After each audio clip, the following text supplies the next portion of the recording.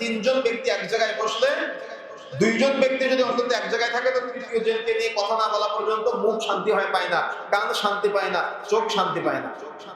তারপরে কি হয়েছিল? তারপরের ঘটনাটা কি? এইভাবে বলতে থাকে। ওই জন্য আল্লাহ রাব্বুল আলামিন বলছেন ওয়াইলুল লিকুল্লি হুমাযাতিন লুমাযা, ধ্বংসপ্রাপ্ত ওই ব্যক্তি যে মানুষের সামনে এবং পিছনে নিন্দা করে বেড়ায়। সামনেও আপনি কারণ নিন্দা করতে পারবেন না, ও নাই ওর অগোচর আপনি নিন্দা করতে পারবেন না। এই জঘন্যতম পাপ, আলেম হোক আর সাধারণ মানুষ হোক, সর্বস্তরে আজকে ছড়িয়ে গিয়েছে।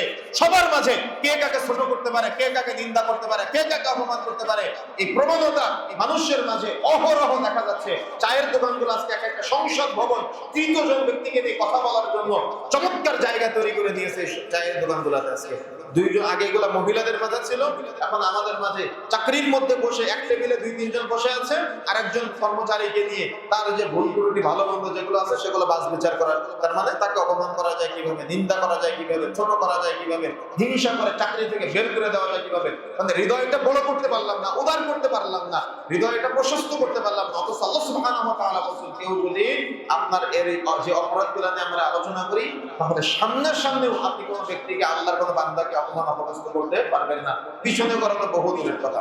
তার মানে আমাদের সমাজে একটু টাকা বেশি হয়ে গেলে, জমি জায়গা বেশি হয়ে গেলে, গাড়ি বাড়ি বেশি হয়ে গেলে কি করে মানুষ? একজন ব্যক্তি একটা অপরাধ করেছে, পাঁচজন ব্যক্তির সামনে তাকে যা না তা বলে অপমান করে ছেড়ে দেয়। কি আছে কিনা? আছে না এমনটা? পাঁচজন ব্যক্তির সামনে তাকে যা না তা বলে অপমান করে ছেড়ে দেয়। কেন? আল্লাহ রাব্বুল আলামিন তাহলে কি জন্য কথা বলেছেন? ওয়াইলুল লিকুল্লি হুমাযাতিন লুমাযা, ধ্বংসপ্রাপ্ত ওই ব্যক্তি যে সামনে এবং পিছনে নিন্দা করে। আর পিছনে নিন্দা তো এটা অহরহ আছে, মেসেঞ্জারে নিন্দা, হোয়াটসঅ্যাপে নিন্দা, ফেসবুকের মাধ্যমে পোস্ট করে মানুষকে পচানো, ছোট করা, খাটো করা। একজন ফসলেই একজন আরেকজনকে নিয়ে বলা বলি, একজন আরেকজনের পিছনে লেগে থাকা, কে কার সম্মান, কার কোথায় মর্যাদা, ইজ্জত কিচ্ছু বাদ বিচার করে না। যা না তা, যা চিন্তা ব্রেনের মধ্যে আসে, কোন প্রকার আল্লাহ ভীতি না থাকার কারণে মানুষ সবকিছু হরহামেশা করে ফেলে। অথচ এগুলো সব বান্দা কেন্দ্রিক।